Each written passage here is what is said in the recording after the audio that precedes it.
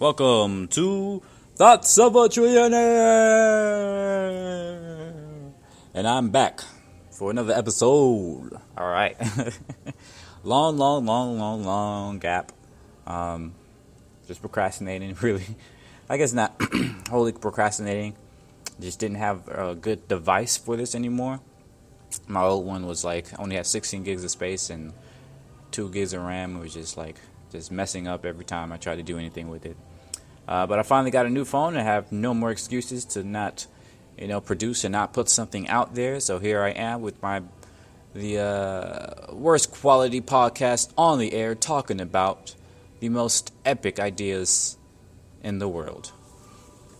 Recently I got into a group called Endgame VR about people who talk about, the near and far future of usually virtual reality, but really all things futuristic, all things technology and growth and change. And they mostly meet up every Wednesday on VR chat to talk about these different topics. And it just inspired me to get back creating again, because I've been, so many of them are doing really cool stuff. And I want to be one of those people, doing really cool stuff. And I also want to be, most importantly, one of those people who are guiding the future, who are creating that thing that we want to create in our future.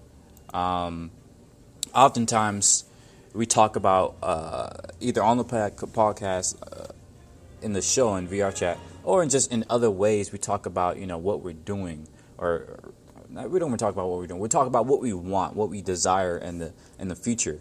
The ideal futures, or the dystopian futures we fear.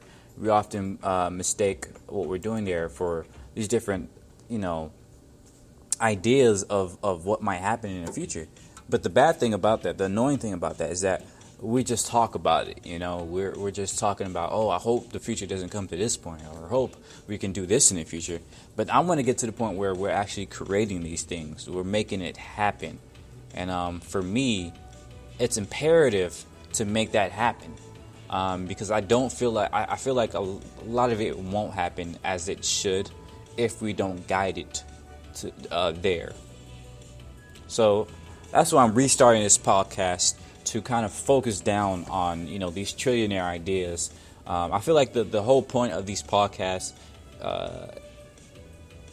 separately from for me just practicing my speech skills and and just talking to a microphone, is also to share ideas that I think are similar to a recent Kurzgesagt, or in a nutshell, video where he talked about selfish altruism and how it is actually beneficial, more beneficial for humanity, for people, for the future, if more people understand the concept of selfish altruism, which basically means that we can be greedy, we can be as consumerist or whatever as we want, as long as we realize that it's actually better to help more people out, right?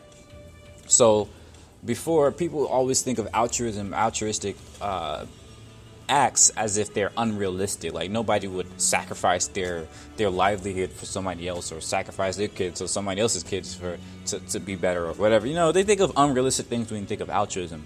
But really, the best types of altruism, at least for society, are the selfish altruism, right? Where you make a lot of money, and then you create a company, or you give that money out. Not even give that money out, but you create a company and you hire other people so they can make a lot of money too. You're still making money, and you're going to make more money, but you're also being altruistic by hiring other people and making sure they make a lot of money too. Because the more money they make, the more money you make. That's the whole piece of selfish altruism. That's my whole thing with these podcasts, and that I believe I said it early on in these ideas. But the whole reason why I believe a lot of these ideas are trillionaire ideas is because it only works if you get rich off of somebody else getting rich. So basically, your success is my success, right? And I think that if we go towards a future with that mindset, then that'll be far better than the future we have now. Because right now, it's obviously manipulative and is scarcity based. It's I'm rich if you're not rich. That's the mindset that's often happens today. The 1% comes at the what's the word, at the I'm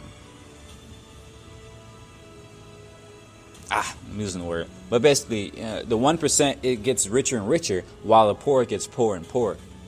And that only happens because of this current mindset and economy and market of the idea that, altruism is unrealistic and selfishness is highly regarded. I think it should be flipped on that, where pure selfishness is unrealistic and unproductive, while altruism, particularly selfish altruism, is more sensible, more practical, and more useful for everybody. Not just me or the poor people or whatever, but to rich people as well, to anybody looking to get ahead. The more we focus on the ability to grow and to be better producers and to supply the tools for somebody else's gold mine, then the more money we'll see overall. I feel like we often lose the sight of this thing in today's current economy, so we should definitely focus on that. And in the background, you might hear a lot of Ready Player One music, and I believe that is like not Ready Player One itself, but the Oasis is one of the most amazing and I guess you can say materialistic, not really materialistic, but the most concrete visions of what you can do with virtual reality and the idea of being rich while helping others to better express themselves, to better to experience more freedom. Because the Oasis was all about Halliday and his opening up the Oasis. They didn't really talk about it in the movie, but in the book they talked about how the Oasis and the products, at least the basic product, to access the Oasis, to access that virtual reality like utopia, is only a quarter. It only costs a quarter to get into the most like epic, utopian society that we can ever imagine, at least so far. Right? It only costs a quarter. I mean, there were still some problems in there, like in the book. You had to pay like basically microtransactions in order to travel, which doesn't make sense to me. It was basically how they make money. But I believe that even without that, or even with that, you still have a greater freedom within that virtual reality system, and we can replicate the Oasis and base our own utopia or base our own idea of a selfish altruism by offering up something like that, right? Because if you create a virtual world, a virtual universe so big and so expressive that people can do whatever they want in there, then you would free all those people to be able to produce more and to be able to consume more, right? Well, that's what people don't realize. The more people are able to live fulfilled lives, the more the economy will be, the healthier the economy will be. Why? Because there will be more people that's less stressed out about whether they have enough to live or whether they have to, take this random job just so they can feed their kids or survive the next couple of months or the next years. If you have a system where people are able to make money in a host of lucrative ways and make all sorts of money doing that, doing all sorts of things, then it'll be the whole mindset of having to work just for your lifestyle changes. That whole idea that you have to work at some place you don't want to work in order to make a living changes. People's relationship with money right now is very bad for most people. That's a big thing that separates, quote unquote successful people from not. It separates the high class from the middle class and the lower class. Those higher class people have a relationship with money that's so deep, where like they know they will always make money. If they go bankrupt, they know they'll always make money back. I know a person, for instance, she's an accountant, and she's probably like, I'm pretty sure she's a millionaire, and she's actually went bankrupt before trying to start a restaurant. But in the next like couple of months to a year, she made all that money back. She lost her house before when she went bankrupt, and then she just found made all that money back, got into a new house, an even better, bigger and better one, right? In the span of a year. That is inconceivable to a lot of poor people, because we tend to have so much struggle with money that we view money as poisonous and as bad, as something that's scarce. We view money itself as scarce, and so we rarely ever find ways to make more money.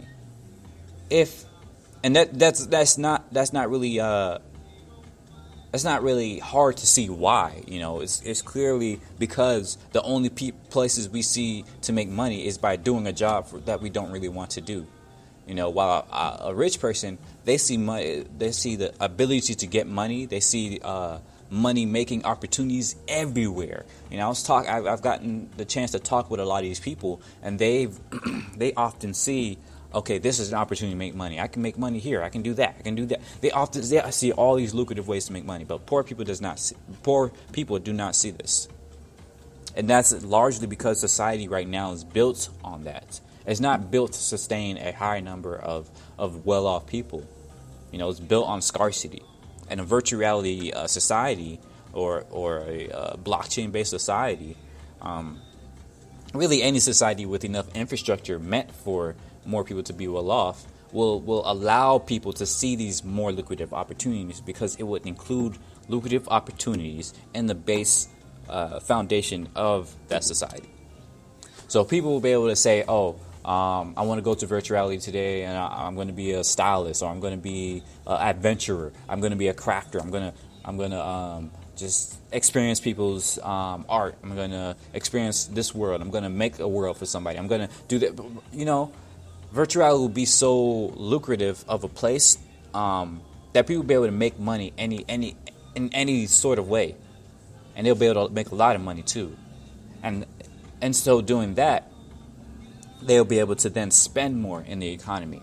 And when people spend more, the economy is healthier, and the society overall is healthier. You see less or no homeless people then. You see less or no people mad about some random stuff. You see less or no people that's focused on irrelevant stuff, and you see less waste as well, because then people aren't so built on materialistic consumption. They're not trying to, I need to get this, I need to get that, as status signifiers. They're instead focused on experiences, and virtual reality only multiplies this effect, because when a lot of or most of your value, the stuff you value, is in virtual reality, then you don't really care about what's in real life. You don't really care too much about, trying to get this fancy car, those fancy shoes, or whatever, because most of your stuff is in augmented or virtual reality.